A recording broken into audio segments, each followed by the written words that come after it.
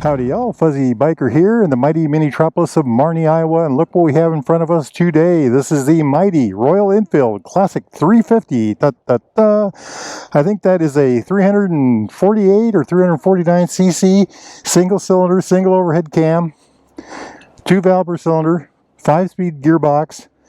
It's got a counter-rotating balancing shaft right here in the front to keep the thing smooth, and it is a very smooth bike.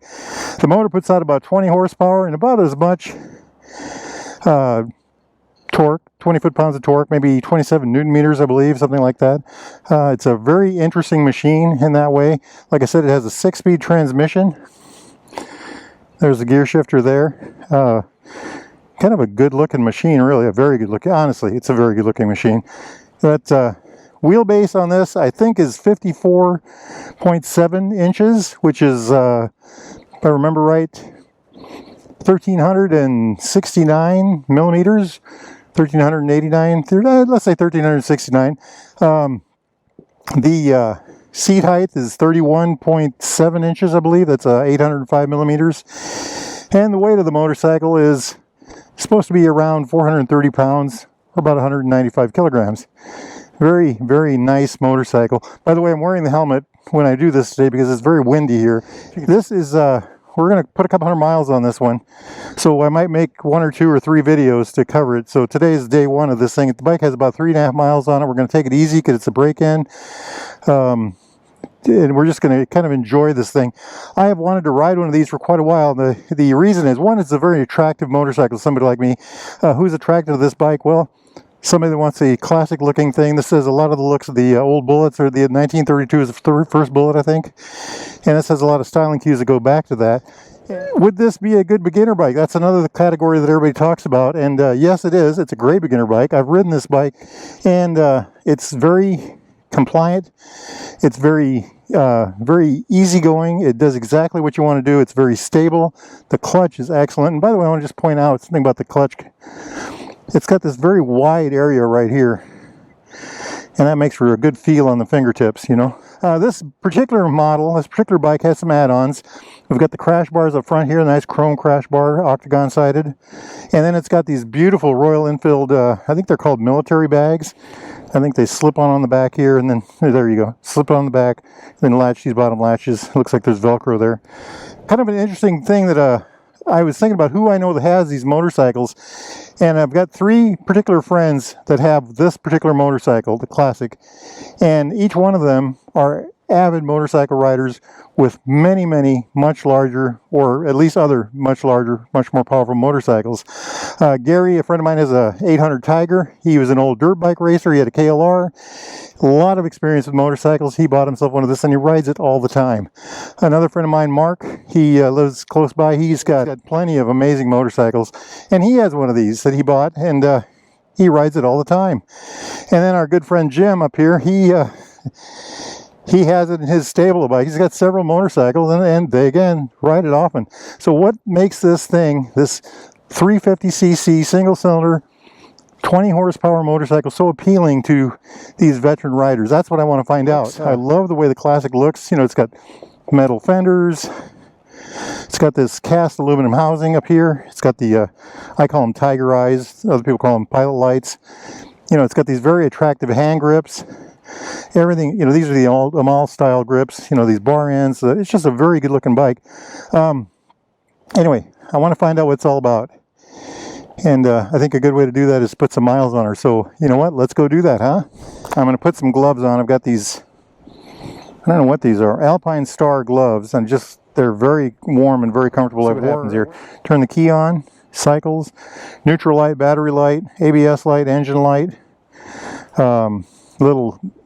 Got a digital fuel gauge down here, odometer, trip meter. I wonder how you get to that. There's a button over here that says informational. Let's try that.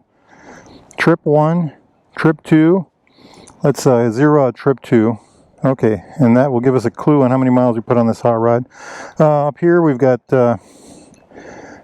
high beams, pass to flash included. So there's pass to flash, flash to pass. I'm sorry.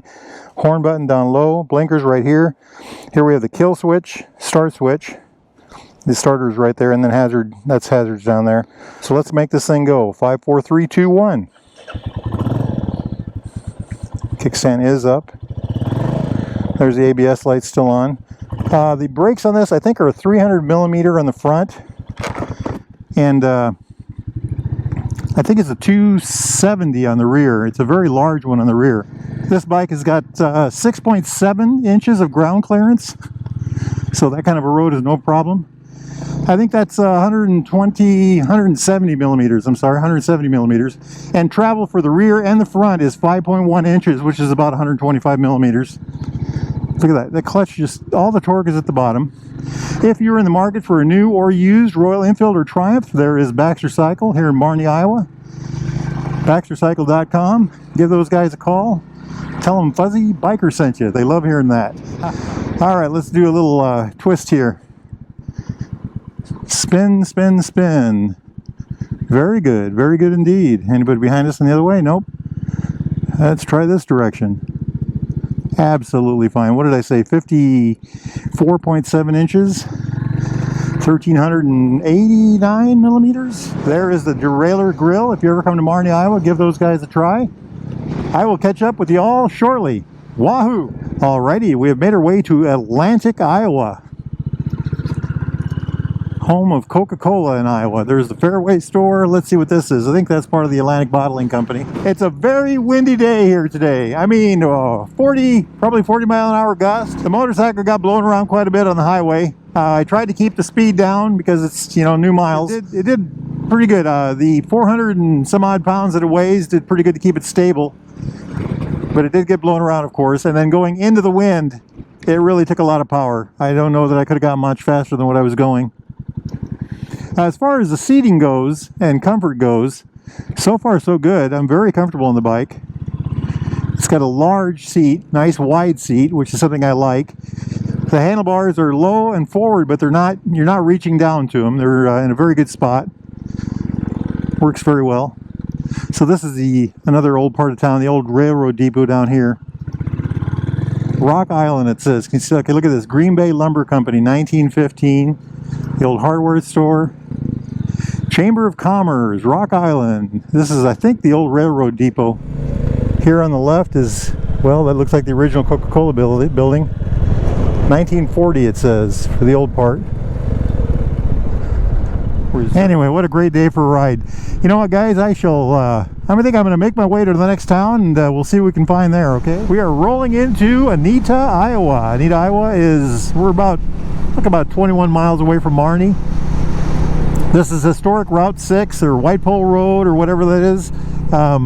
Anyway, the motorcycle, well, let's talk about my jacket real quick. I'm wearing this Royal Enfield Cardinal jacket, and I took the liner out of it because I was worried it was going to be too warm. I rode with it last week in the 50s and I was hot, so I took that out, and today it's in the 60s, and I had to pull over. I had to get rid of my gloves.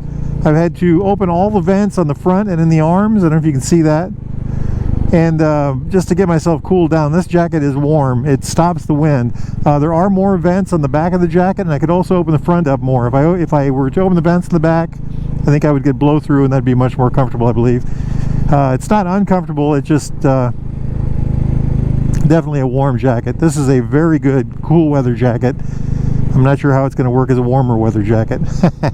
Gee, I'll have to get another jacket, right? Okay, to the bike.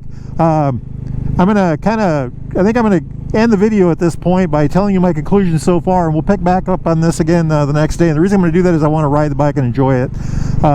So the seating is excellent. I am sitting with my my feet are almost below my knees, slightly back maybe.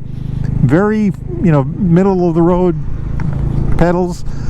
My handlebars are in a good spot. My back is straight. My handlebars are in a good spot. I'm reaching down to them. Not too bad at all. The bike is relatively comfortable. It's got a very comfortable wide seat, I would say, at this point, with 22 miles on it. The mirrors, they do vibrate. I don't know if you can see that right there. They vibrate on the highway. They vibrate here. It's a low frequency vibration, so you can still really see, but the mirrors are placed in a good spot. I'm not really seeing much shoulder. Most bikes I hop on, the first thing I think is the mirrors need to be farther out. On this bike, I think the mirrors are in a good spot. The grips are this barrel shape, wider in the center than they are at the edges. That matches your hand, and I'm very happy with that. I like that. Very good. As far as power goes, running into the wind, the bike was you could tell. I mean, I had a hard time holding 50 in a lot of places, but we have got some really strong winds today. When the wind was blowing from the side, the bike was relatively stable. It was blowing around, but it does have good mass, and this is a very stable motorcycle, I would say. It's the kind of motorcycle that you can enjoy what's out of the motorcycle, outside of the, you know, the scenery, what's going on beyond the bike. It's a very enjoyable riding bike, and I think that's why my experienced motorcycle riding friends have bought this and latched onto it. They want to go ride the bike. They don't want to have to worry about the motorcycle. They want to enjoy the scenery, enjoy the weather, enjoy so they grab. That's why they bought the classics. So would this be a good beginner bike? I think this would be a fabulous beginner bike. I think this would be a fabulous, I haven't ridden bikes in 30 years. I want to get back into a bike. I think this, I'm starting to think that I like this bike myself quite a bit, honestly. But like I said, I only have 23 miles on it. So anyway, conclusion at this point, it's a nifty motorcycle, and I love the way it looks, I love the way it handles, and I love the way it rolls. All right, my friends, if it's nice where you're at, get out there and ride. Wahoo!